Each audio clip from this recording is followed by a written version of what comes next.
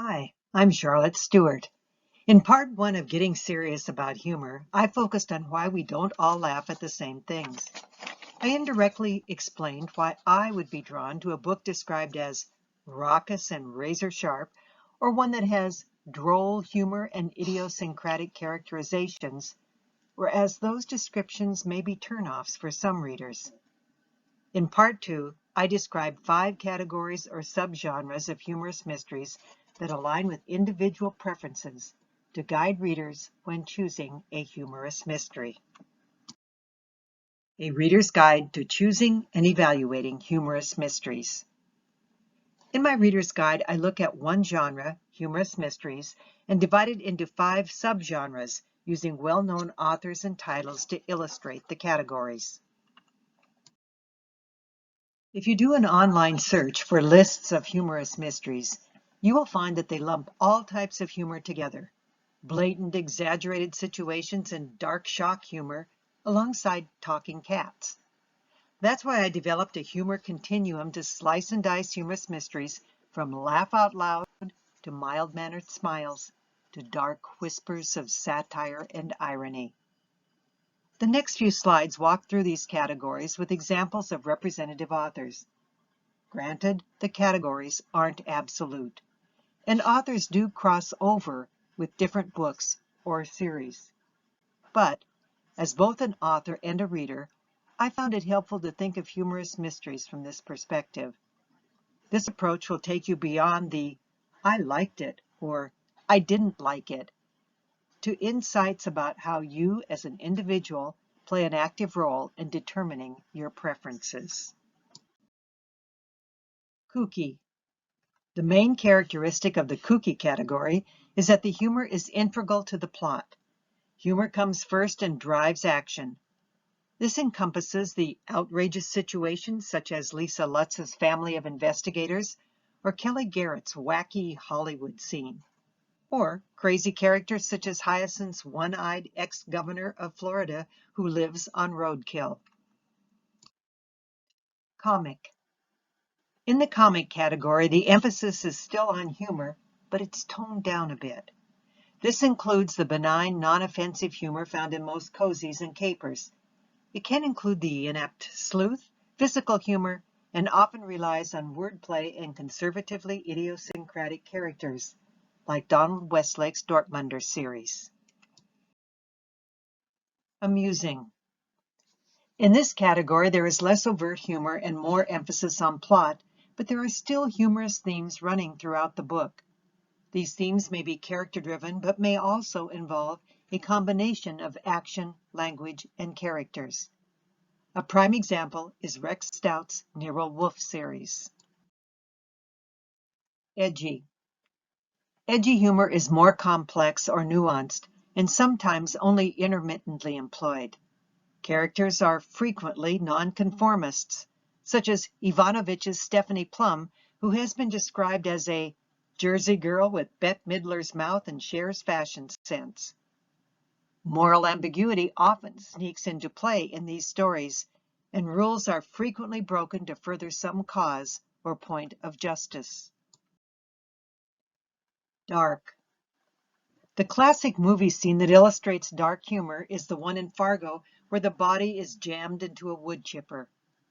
The act challenges our value systems by making light of a taboo topic. At the same time, the incongruity whacks our funny bone, causing momentary numbness and pain, but we laugh because we are uncomfortable. It's not the same laugh that we produce for a book from the kooky category, though.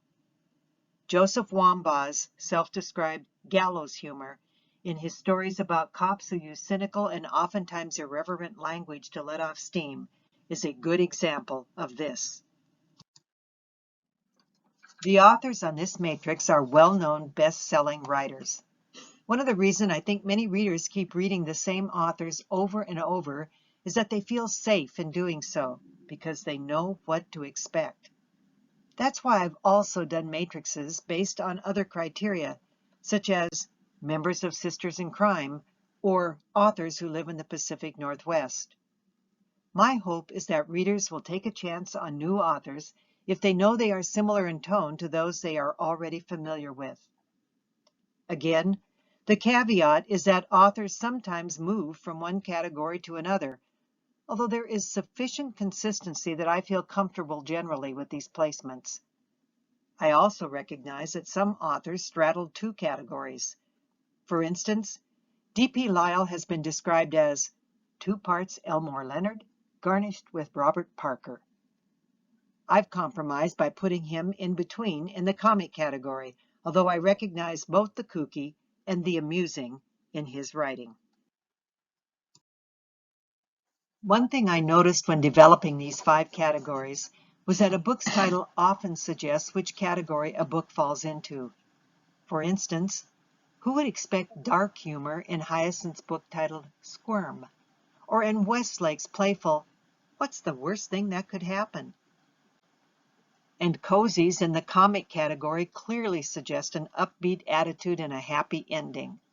De Leon's Cajun Fried Felony, or Brian's Tapas Carrot Cake and a Corpse, or Baxter's Game of Cones. Although it's more difficult to identify amusing titles, the key is that the humor doesn't come first. It does not dictate the tone of the title. Rather, the author's hint at place or context, but with a light touch. Stout's Too Many Cooks, or Parker's The Judas Goat. When it comes to edgy titles, you begin to get glimpses of social and cultural commentary. Take Ide's Righteous and Child's The Hard Way. However, 2 of the authors I've placed in this category don't follow this pattern. They created unique ways for readers to track their books, and those became their brand. Ivanovich's use of numbers and Grafton's use of the alphabet. In both instances, it's the identifier and not the rest of the title that's significant. Finally, dark titles hint at darkness in content. Bloch's 8 Million Ways to Die and McConnell's The Day That Never Comes. Of course, not all titles tell the full story, and sometimes they can be completely misleading. Who would expect Nuclear Jellyfish to be about a sociopathic serial killer? This reader certainly didn't. Tim Dorsey tricked me, and I won't forget it. Humorous mystery writers bump funny bones with different levels of intensity and intent. Whereas one author may feel like a failure if their readers don't occasionally laugh out loud and wear smiles for most of their book, others may be pleased with an occasional smile or even a snicker or grimace or a moan. I hope by becoming more aware of these 5 categories, authors will find encouragement and solace in the judgments made by their readers. As for you readers, by considering the 5 categories I've explained, I hope I've made it easier for you to make more informed choices when finding a humorous mystery. Maya Angelou was an amazing writer with a wonderful, hearty laugh. Hopefully, in this chaotic world that is often fraught with negativity, we can find relief and comfort through laughter. If you've read any of my mysteries, I'd be interested in knowing where you would place them on my matrix. As for me, I'm pleased if someone smiles occasionally when reading something I've written. An out loud laugh would be a bonus. For more information, please check out my website at www.charlottestewart.com. Thanks for viewing this presentation.